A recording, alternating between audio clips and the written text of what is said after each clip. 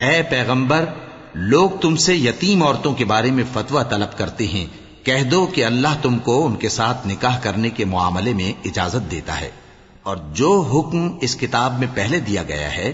وہ ان یتیم عورتوں کے بارے میں ہے جن کو تم ان کا حق تو دیتے نہیں اور خواہش رکھتے ہو کہ ان کے ساتھ نکاح کر لو، اور نیز بیچارے بے کس بچوں کے بارے میں، اور یہ بھی حکم دیتا ہے کہ یتیموں کے بارے میں انصاف پر قائم رہو، اور جو بھلائی تم کرو گے تو بے شک اللہ اس کو جانتا ہے۔ اور اگر کسی عورت کو اپنے خاوند کی طرف سے زیادتی یا بے رخی کا اندیشہ ہو تو میاں بیوی پر کچھ گناہ نہیں کہ آپس میں کسی قرارداد پر صلح کر لیں، اور صلح خوب چیز ہے، اور طبیعتیں تو خود غرضی کی طرف مائل ہوتی ہی ہیں، اور اگر تم نیکوکاری اور پرہیزگاری کرو گے تو اللہ تمہارے سب کاموں سے واقف ہے۔ اور تم خواہ کتنا ہی چاہو بیویوں میں ہرگز عدل نہیں کر سکو گے،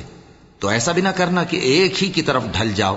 اور دوسری کو ایسی حالت میں چھوڑ دو کہ گویا ادھر میں لٹک رہی ہے، اور اگر آپس میں مصالحت کر لو اور پرہیزگاری کرو تو اللہ بخشنے والا ہے، بڑا مہربان ہے۔ اور اگر میاں بیوی ایک دوسرے سے جدا ہو جائیں تو اللہ ہر ایک کو اپنی وسعت سے غنی کر دے گا، اور اللہ کشائش والا ہے، حکمت والا ہے۔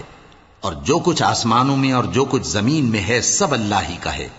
اور جن لوگوں کو تم سے پہلے کتاب دی گئی تھی ان کو بھی اور اے نبی تم کو بھی ہم نے حکم تاکیدی کیا ہے کہ اللہ سے ڈرتے رہو، اور اگر تم لوگ کفر کرو گے تو سمجھ رکھو کہ جو کچھ آسمانوں میں اور جو کچھ زمین میں ہے سب اللہ ہی کا ہے، اور اللہ بے نیاز ہے، لائق حمد و ثنا ہے۔ اور پھر سن رکھو کہ جو کچھ آسمانوں میں اور جو کچھ زمین میں ہے سب اللہ ہی کا ہے، اور اللہ ہی کارساز کافی ہے۔ لوگو،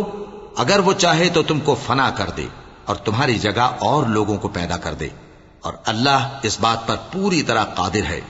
جو شخص دنیا ہی کے ثواب کا طالب ہو تو اسے معلوم ہو کہ اللہ کے پاس دنیا اور آخرت دونوں کا ثواب موجود ہے،